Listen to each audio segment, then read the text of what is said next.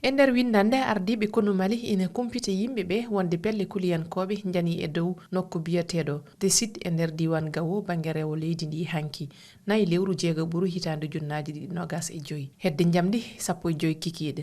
Kono noon ngu haalani eko fati e limore waraɓe walla nangaɓe e ngu jangu ɓe joguiɓe humpitu konu gandani wonde laaɗe weeyo ɓamama gam yitude ɓe wat boniyankoɓe. Kono noon e biyol hertorɓe kisal Sahel oɗon nokku woni ko e jimadi pelle kuliyankoɓe état islamique mo Sara mawɗo ko ngol woni jangu nayaɓul en dow konunkoɓe malinaɓe e nder yontere wotere.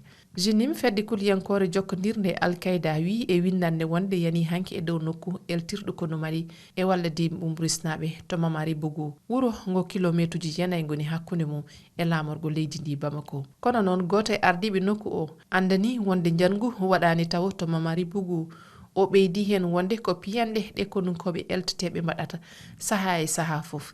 RFI noon etima jokkodirde e konu Mali gam hebde humpito e jangu ngu kono ngu jabaki tawa.